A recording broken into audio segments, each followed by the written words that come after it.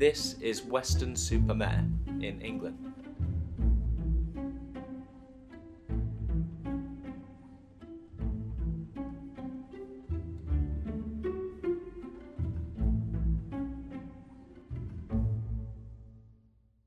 Tänään mä aion viettää brittiläinen iltapäivä ja mä menen syömään mun ensimmäisen englantilaisen aamupalan. Yeah, whatever she said, that's what we're gonna do today. I don't know. This is Sonja and Åse. Sonja is from Finland and Åse is from Sweden. They've both moved from their home countries to live and study in England. Basically, we're having a British day out, so we're going to have a full English breakfast, going to arcades, and having afternoon tea. We're trying to see how the Britain is different to where we're from and how the British stuff is different. Sonja and Åse are just two of the nearly 3,000 international students from 140 different countries at UE alone.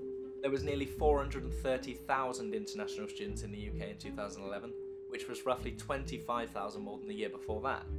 With these massively rising numbers in students from all over the world, it's becoming more and more common for us to ensure that we welcome and accommodate everyone.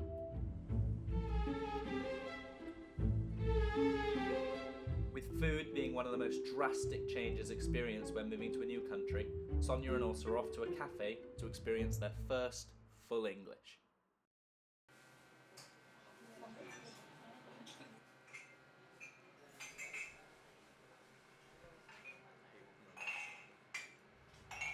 Thank you. Thank you.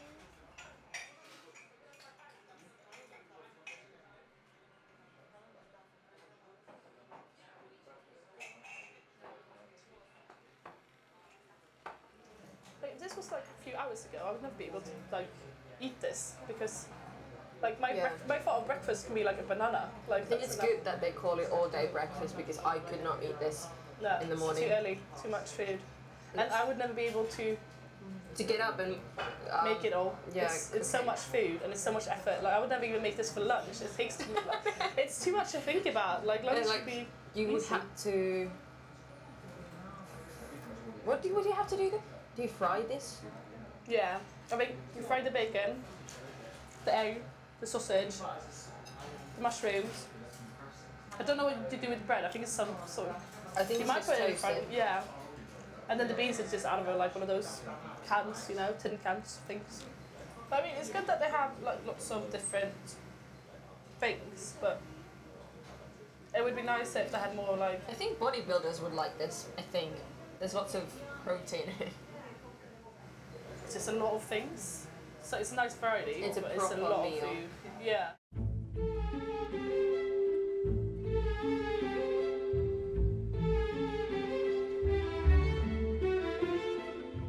I just had my first English breakfast and it's probably going to be the last one as well. I really appreciate its function in the society, but I didn't really find that too delicious. I've had English breakfast before, but I don't really like it because it's a lot of food really early in the morning and that's a bit strange. It was just a bit too much. It wasn't like breakfast, it was a full day meal. I find it strange that opposite way around because I think in Sweden we eat sandwich for breakfast and then we'd have lots of food for lunch, but it's like the opposite. It's strange. It wasn't as bad as I thought, so it wasn't a bad experience. Although I didn't like the tea. That was odd.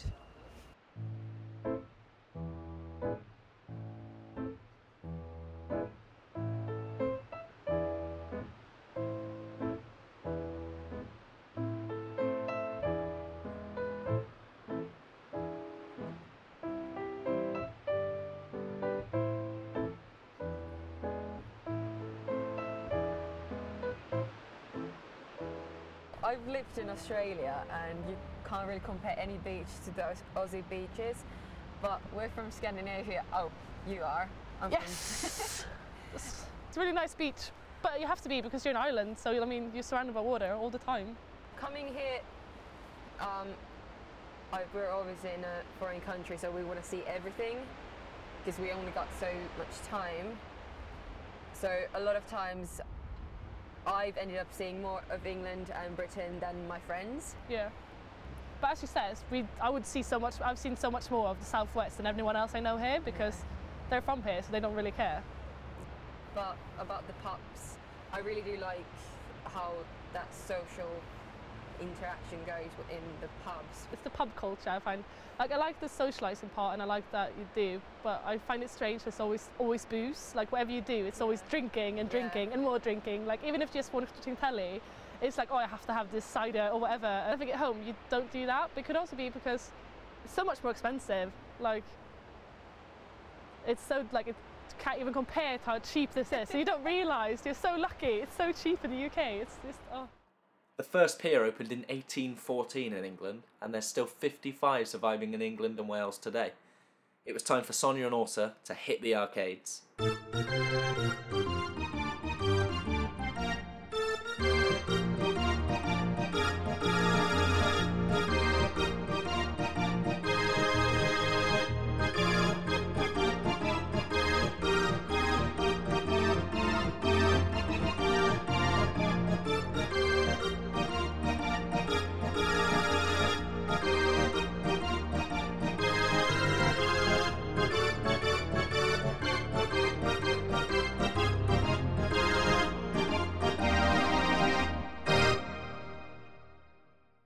I've never been to a place like this before. Actually, I probably have in the 90s. So I was like taking a time machine and going back to the 90s. We don't really have arcade halls, and so I have been to a few, but it's only been in the UK, and I find that it is so much fun. I love it. I love the penny machines, I love the claw machines, even though they always steal what I'm supposed to win. That's a bit unfair, but you know, you can't really do much about that. I can't think of anything that I would compare to this back home. I would love to have arcade halls at home, but at the same time, I waste so much money on like stupid things. I think at home with my friends, and like if it was a normal day, we'd probably like go to the movies, go shopping, watch a movie at home, go have coffee, eat. We like eating, we like food.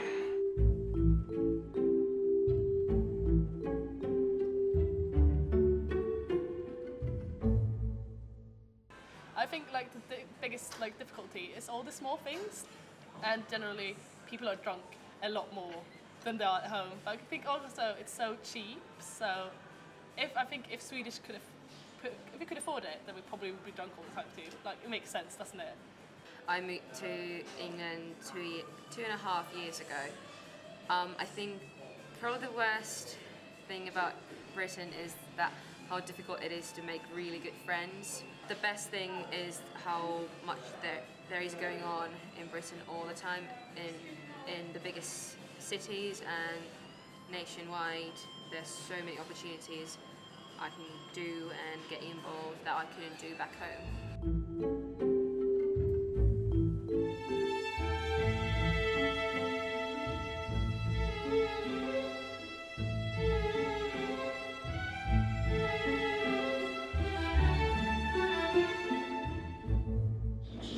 We really enjoyed it today, and it was all good, even though the breakfast was a bit heavy. But like I tried new things, and living in England for 3 years and not trying English breakfast would have been a massive failure. So it was good to do it finally. Is there stuff that you found kind of difficult or found that you integrated, or is it easy to carry on as you were at home? I found it quite difficult, but I think it's all the things that you don't expect to be different. They are different, and I think because there's so few students from your country, at least I'm doing education. There's not a single, like I'm the only non-British person, and everyone just assumes you know what they know. I think that is quite difficult because to be a very cultural country, you don't really know anything about other cultures in that sense, and it's not like you feel left out, it's just difficult to explain to other people where you're coming from in that sense. I think the most difficult thing for me here to settle down has been the little things. It's not extremely difficult to fit in, it's just all those things that you're kind of like, well, it's not like this at home, but you've got no one to explain it to. It's only 9 hours from my house to my home door, isn't it? But so you wouldn't think that there's that much difference. favourites, but there is. But then again, I could do without the English breakfast. It was right because it was lunchtime. I could never eat that for breakfast. But I do like scones, so it's okay.